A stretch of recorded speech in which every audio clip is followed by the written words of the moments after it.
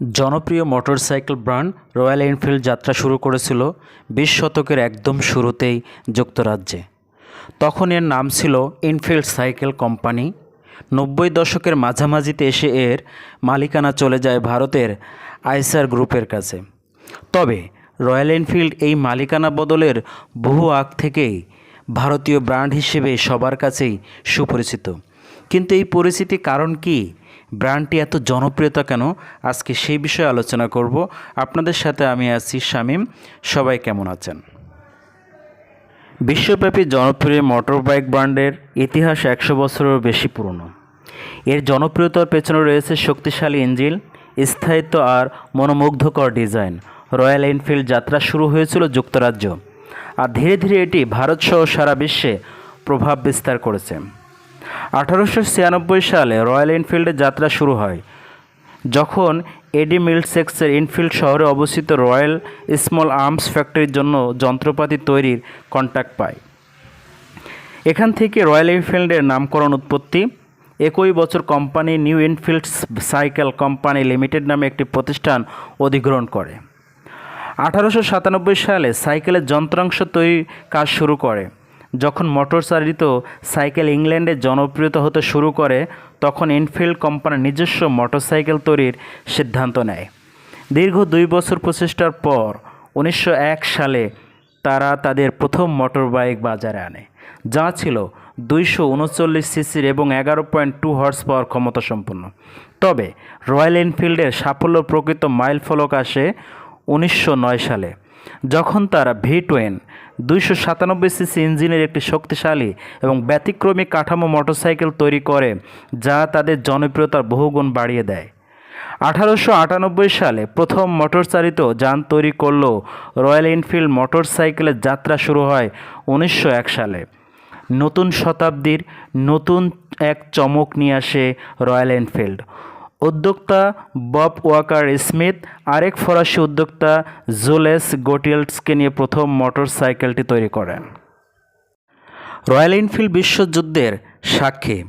বিশ্বযুদ্ধের সময় রয়্যাল এনফিল্ডের মোটরসাইকেলের ভূমিকা ছিল বিশেষ গুরুত্বপূর্ণ।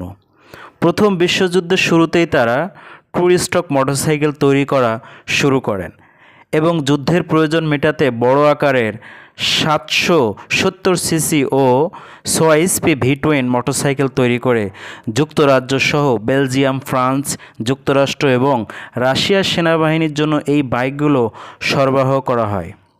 এই শক্তিশালী কাঠামো এবং দীর্ঘ পথ পাড়ি দেওয়ার ক্ষমতার কারণে সেনাবাহিনীর কাছে এই মোটরসাইকেল অত্যন্ত জনপ্রিয় হয়ে ওঠে। 1924 সালে রয়্যাল এনফিল্ড নতুন 8টি মডেলের মোটরসাইকেল বাজারে আনে, যার মধ্যে একটি স্পোর্টস মডেলও ছিল। 1928 সালে তারা বাইকের ডিজাইন পরিবর্তন আনে, ফ্ল্যাট ট্যাঙ্কার বদলে স্যাডল ট্যাঙ্ক যোগ করে এবং সামনের অংশে নতুন নকশা তৈরি করে।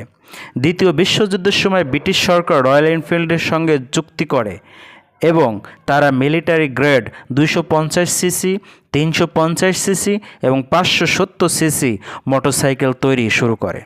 এর মধ্যে বিখ্যাত ছিল রয়্যাল এনফিল্ডের WD-RI, যা প্লেন থেকে প্যারাশুটের মাধ্যমে ফেলার জন্য বিশেষভাবে ডিজাইন করা হয়েছিল।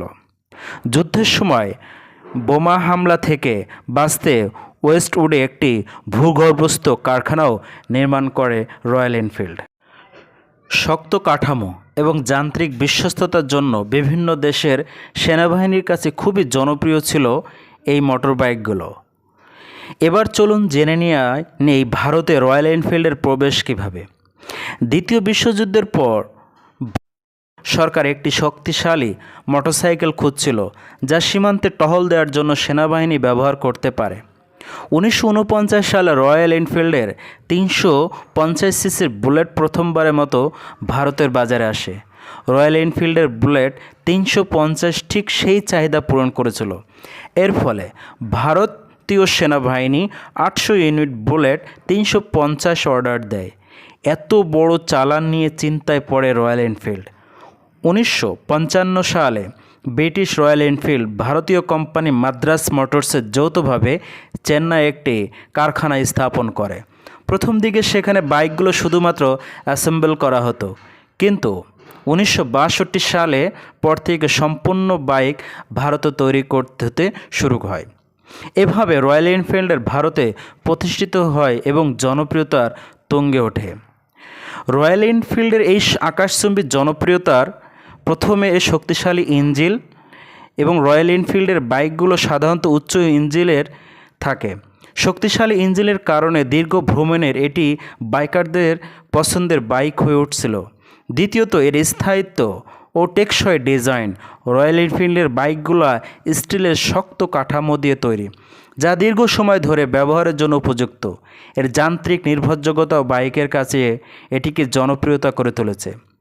তৃতীয়ত সম্পূর্ণ ভিন্নধর্মী বৈশিষ্ট্যপূর্ণ লুক।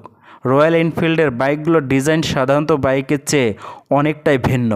এগুলোর ক্লাসিক লুক এবং স্টাইলিশ ডিজাইন বাইকারদের মধ্যে আকর্ষণ তৈরি করেছে। চতুর্থত এর একটা ইতিহাস রয়েছে, যে ইতিহাস প্রতি শ্রদ্ধা। বিশ্বযুদ্ধের সময় ব্রিটিশ সাম্রাজ্যের সঙ্গে যুক্ত থাকার কারণে রয়্যাল এনফিল্ডের একটি ঐতিহ্যবাহী ব্র্যান্ড ইমেজ রয়েছে। এই ইতিহাসই অনেকে ব্র্যান্ডিংয়ের প্রতি আস্থাশীল করে তোলে। রয়্যাল এনফিল্ড দীর্ঘ সময় ধরে সামরিক ক্ষেত্রে ব্যবহার হয়ে আসছে, তাই এর আলাদা একটি ভক্ত গোষ্ঠী তৈরি হয়েছে। এটি পৃথিবীর অন্যতম পুরনো মোটরবাইক ব্র্যান্ড, যা এমনকি বিশ্বখ্যাত হার্লে ডেভিডসন থেকেও পুরনো। ক্লাসিক ধরনের পুরানো ডিজাইন, আলাদা স্টাইল, নজরকাড়া লুক সব মিলিয়ে রয়্যাল এনফিল্ড হয়ে উঠেছে ক্লাসিক মোটরবাইক ব্র্যান্ড। রয়্যাল এনফিল্ডের জনপ্রিয়তা আরও একটি বড় কারণ তাদের প্রতিটি বাইকে নানা ধরনের কাস্টমাইজেশন মোড তৈরি করা সম্ভব।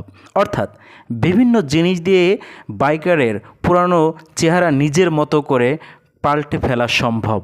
রয়্যাল এনফিল্ড কাস্টমাইজেশনের ব্যাপারে চালকদের উৎসাহিত করে। বিভিন্ন সিনেমায় রয়্যাল এনফিল্ডের মোটরসাইকেলের ব্যবহার এর জনপ্রিয়তাকে আরও অনেক বাড়িয়েছে। মার্কিন অভিনেতা ব্র্যাড পিটের অস্কারজয়ী সিনেমা the curious case of Benjamin Button দেখে থাকবেন। সেখানে তরুণ ব্র্যাড পিট যে মোটরসাইকেল চালিয়ে ঘুরে বেড়িয়েছিলেন সেটি ছিল রয়্যাল এনফিল্ডের ব্র্যান্ড।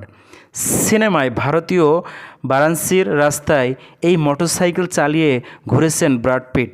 ভারতীয় সিনেমায় বেশিরভাগ আর্মি বা পুলিশ অফিসারদের দেখবেন রয়্যাল এনফিল্ডের চালাতে। মজার ব্যাপার হচ্ছে, শুধু সিনেমায় নয়, বাস্তব জীবনে অনেক অভিনেতা অভিনেত্রী রয়েছে রয়্যাল এনফিল্ডের বাইক। এই ঐতিহাসিক ভ্যালু থাকায় এটি শুধু একটি মোটরসাইকেল ব্র্যান্ড হিসেবে আর নেই, এটি পরিণত হয়েছে কালেক্টেবল আইটেম। ইন্টারনেট দুনিয়ায় বহু গ্রুপ এর সন্ধান পাওয়া যায় যারা রয়্যাল এনফিল্ডের ক্লাসিক মডেলগুলা রেজিস্ট্রেশন করে এবং নিজেদের সংগ্রহে